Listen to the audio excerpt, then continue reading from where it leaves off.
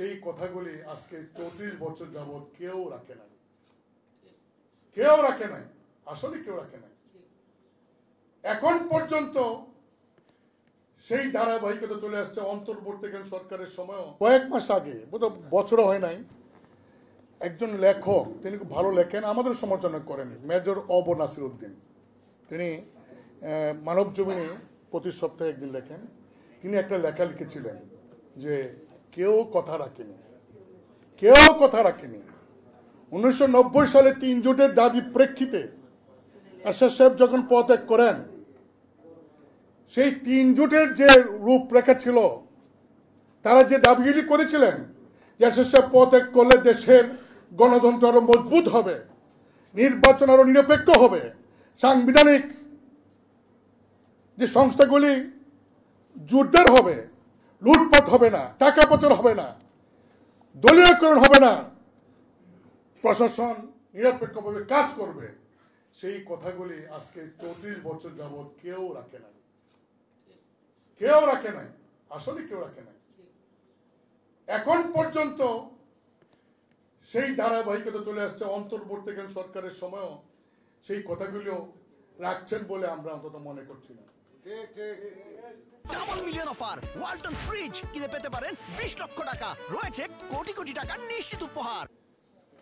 মানে চেয়ারম্যান কে ডাকলো কে না ডাকলো সেটা কি খুব বড় বিষয়? বড় বিষয় না।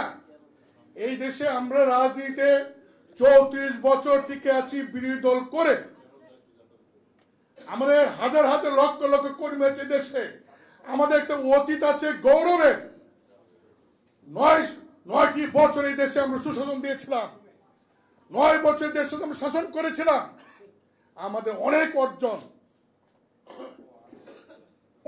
আমাদের। আমরা অনেক সংস্কার করেছিলাম। যে কথাগুলি এরশাদ সাহেব বলতেন সেই কথাগুলি আজকে দিনে বিভিন্ন রাজনৈতিক দাবি করে। এরশাদ সাহেব বলেছিলেন যে এই দেশে যদি নির্বাচন করতে হয় তাহলে একমাত্র নির্বাচন পদ্ধতি পরিবর্তন ছাড়া সম্ভব নয়। আজকে অনেকে এই কথাগুলি বলছেন। এরশাদ সাহেব বলেছিলেন যে প্রশাসনকে বিকেন্দ্রীকরণ করতে হবে, উপজেলা পদ্ধতি প্রবর্তন করেছিলেন। সেই উপজেলা পদ্ধতি এখন ঠিকই আছে। এরশাদ সাহেবের কারণেই বাংলাদেশের তার ঔষধ নীতির কারণে 1993 সালে তিনি যে ঔষধ নীতি করেছিলেন সেই কারণে আজকে বাংলাদেশে ফার্মাসিউটিক্যাল ইন্ডাস্ট্রি অনেক এক্সপান্ড করেছে। 100-র উপর দেশে আমরা ওষুধ রপ্তানি করি, সেইটার গোড়াতেই এরশাদ সাহেব।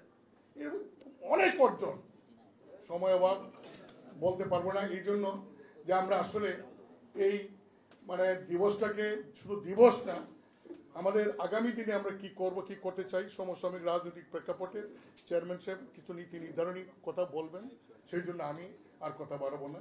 শুধু এটিকে বলবো যে জাতীয় পার্টির সময় যে সুশাসন ছিল, আজকে সেই 34 বছর সেই সুশাসন আর নাই। আমাদের দাবি ছিল এই দেশ থেকে যে দুর্নীতি হয়েছে, টাকা পাচার হয়েছে, সেগুলি বিচার হোক। সেই বিচার আমরাও চাই।